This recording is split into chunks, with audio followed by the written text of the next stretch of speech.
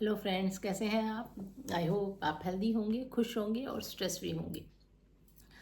चलिए, आज फिर एक टॉपिक लेके मैं आपके पास आ गई हूँ जिस पे हम डिस्कस करेंगे। आज का टॉपिक है फाइनेंस।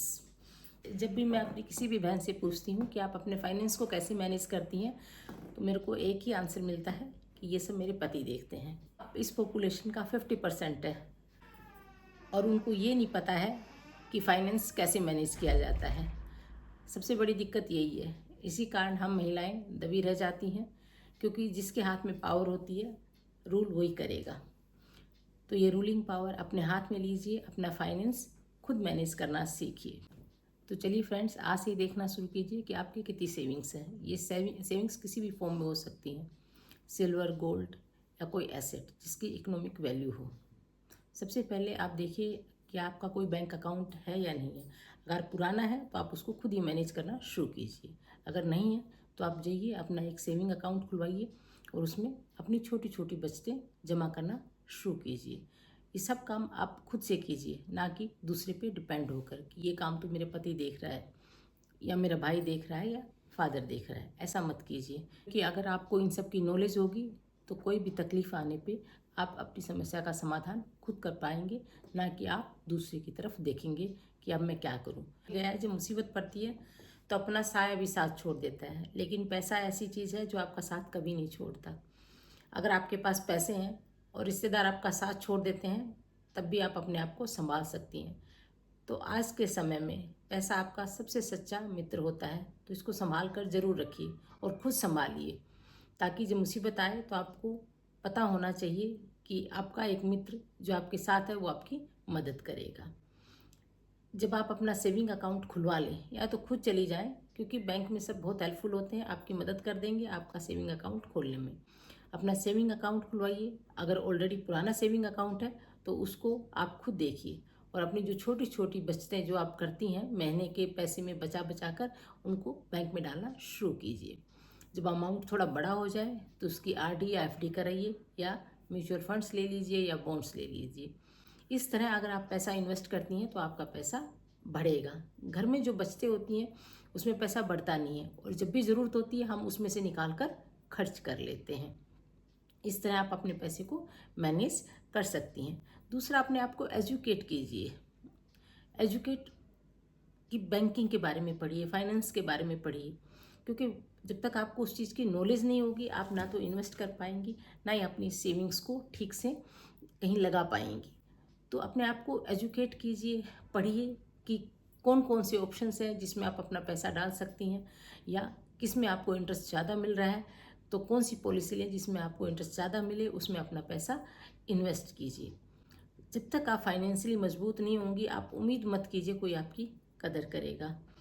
और जब मुसीबत आती है तो सच मानिए, ये पैसा ही है जो आपके साथ रहता है और आपकी मदद करता है, और आप स्ट्रांगली किसी भी मुसीबत का सामना कर सकती हैं। अक्सर हम देखते हैं कि महिलाएं या बच्चियां शादी होने के बाद माँ बाप खूब पैसा खर्च कर देते हैं शादी पे, लेकिन बच्ची को इतना नहीं दिया जाता है। और जब कोई मुसीबत आती है, जब बच्ची पति से अलग हो जाती है, हस्बैंड मर जाता है या कोई और कारण हो जाता है और बच्ची अकेली पड़ जाती है, या उसके साथ उसका बच्चा भी हो, तो वो बेचारी एकदम असहाय हो जाती है कि अब वो क्या करे, वो कहाँ जाए। क्योंकि उसके पास ना तो फाइनेंस होता है, ना अपना घर होता है, ससुराल वाले घर से निकाल देते हैं, या कुछ भी न होने की वजह से वो मैके आ जाती है और मैके फिर वो ताने सहन करती है। अगर बच्ची फाइनेंशियली मजबूत होगी, मैं तो कहूँगी कि शादी से पहले ही, अगर बच्चियाँ जॉब कर रही हैं तो अपना सेपरेट बैंक अकाउंट खुलवाइए, अपने पैसे जमा कीजिए, म्यूचुअल फंड्स में लगाइए, आरडी कराइए, एफडी कराइए, बॉन्ड्स लीजिए, जिसमें भी आप सक्षम हैं और जिसकी आपको नॉलेज है। पहले तो उस चीज़ की नॉलेज हासिल कीजिए और उसके बाद इन्वेस्टमेंट शुरू कीजिए।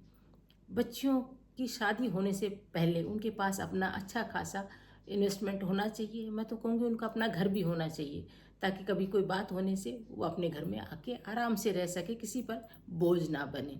पेरेंट्स ही चाहते हैं कि बोल देते हैं कि बेटा अब हमने तुम्हारी शादी कर दी, ये तुम्हारा अपना घर नहीं है, ये पराया घर है। और जब ससुराल से भी बच्ची आ जाती है अपने घर, तो उसको समझ में नहीं आता मैं क्या करूँ, क्योंकि ये घर तो भाई का है या पेरेंट्स का है, मेरा घर कहाँ है। बच्ची को बस शादी में एक पोर्शन पैसा खर्च करके उसको ऐसे विदा कर दिया जाता है जैसे इस घर से उसका, माँ बाप के घर से उसका रिश्ता ही टूट गया हो। इसलिए भी औरतों को एजुकेटेड होना और फाइनेंशियली मजबूत होना बहुत ज़रूरी है, ताकि वो अपने पैरों पे खड़ी हो सकें और अपने फाइनेंस का ठीक से ध्यान रख सकें। लेकिन जो मेरी जैसी औरत है, 50 पार कर चुकी हैं, उनकी तो हालत और भी दयनीय है। वो अब इस मुकाम पे आ गई हैं कि उसको पता ही नहीं है उसकी सेविंग्स क्या है, उसके हस्बैंड ने उसके नाम को जमा किया भी है या नहीं किया है। ऐसा हो जाती है क्योंकि उम्र के इस पड़ाव पे ना उसके पास पैसा होता है ना घर होता है। तो या तो अपने भाई का मुंह देखेगी या अपने पेरेंट्स का मुंह देखेगी कि भैया मुझे रख लो या मेरी मदद कर दो। हम मेरा यही वीडियो देख रहे हैं और 50 क्रॉस कर चुकी हैं। अब भी अपने फाइनेंस का ध्यान रख सकते हैं, बैंकिंग अपनी खुद संभाल सकते हैं। अपने आप को एजुकेटेड कीजिए कि कैसे बैंकिंग की जाती है, फाइनेंस को कैसे मैनेज करना है, और अभी से स्टार्ट कर दीजिए अपनी सेविंग्स बढ़ाना। सेविंग्स कीजिए, बाकी चीज़ों में RD, FD, mutual funds, bond सब में अपना पैसा लगाना शुरू कीजिए। अभी भी देर नहीं हुई है, क्योंकि पता नहीं बुरा वक्त कब आ जाए। अगर आप फाइनेंशियली मजबूत रहेंगी तो आप कॉन्फिडेंट रहेंगी, एम्पावर्ड रहेंगी और आप किसी भी समस्या का समाधान आसानी से कर लेंगी। अब आप पूछेंगी कि भाई हमारे तो हस्बैंड है, हमारे पास अच्छा खासा पैसा है, हमें क्यों इस चीज़ की ज़रूरत है। मैं आपको कुछ बातें बताऊंगी कि आपको क्यों ज़रूरत है अब भी फाइनेंस या बैंकिंग की नॉलेज जानने की। पहला है achieving financial independence and security. जब आप फाइनेंशियली मजबूत होती हैं, इंडिपेंडेंट होती हैं फाइनेंशियली, तो एक तो आप में कॉन्फिडेंस आता है और आपको हर देखो मुसीबत का हल पैसा ही होता है। कोई समस्या, मॉरल सपोर्ट भी चाहिए परिवार वालों का, नो डाउट, लेकिन इसके साथ साथ सबसे बड़ी समस्या होती है फाइनेंस। अगर मॉरल सपोर्ट के लिए परिवार वाले हैं और आप फाइनेंशियली स्ट्रॉन्ग हैं तो आप किसी भी समस्या को आसानी से हल कर लेंगी। दूसरा, आप सिक्योर महसूस करती हैं, आपको सिक्योरिटी देता है कि आप सिक्योर है, पैसा है तो आपको खाने में, पहनने में किसी चीज़ की दिक्कत नहीं आएगी। अगर बच्चे हैं तो उनके एजुकेशन में दिक्कत नहीं आएगी, बच्चों की मैरिज में दिक्कत नहीं आएगी, और आपके जो दिनचर्या के खर्चे हैं उसमें दिक्कत नहीं आएगी। जो भी महीने का खर्चा दिया जाता है उसमें से भी हम कुछ न कुछ बचा लेते हैं। तो अपना स्मार्ट वेल्थ क्रिएशन कीजिए, मैनेजमेंट कीजिए। उस पैसे को जो बचा के घर में रखते हो उसको कहीं इन्वेस्ट करेंगे तो उसका आपको इंटरेस्ट भी मिलेगा। घर में पड़ा हुआ पैसा आपको कुछ भी नहीं दे रहा है और जब ज़रूरत पड़ती है तो उस पैसे को आप निकाल लेते हैं। अपनी बजटिंग और गोल सेट करना शुरू कीजिए।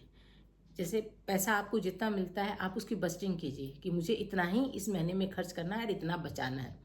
बाकी आप जो पैसा बचता है उससे अपना गोल सेट कर सकते हैं कि अब मेरी सेविंग इतनी हो गई है, उसको आप किस में खर्च करना चाहेंगे। किसी बड़े इन्वेस्टमेंट में लगाना चाह सकते हैं तो उसमें लगाइए, अदरवाइज़ बच्चों की एजुकेशन है, बच्चों की शादी है, या और भी आपको घर लेने का प्लान है कि मैं घर लेना चाहती हूँ अपने नाम, तो उसमें भी आप उस पैसे को खर्च कर सकती हैं। अंतिम और स्पेशल बात है कि सरकार ने और बैंक में औरतों के लिए स्पेशल स्कीम्स चला रखे हैं जिसकी हम औरतों को नॉलेज ही नहीं है।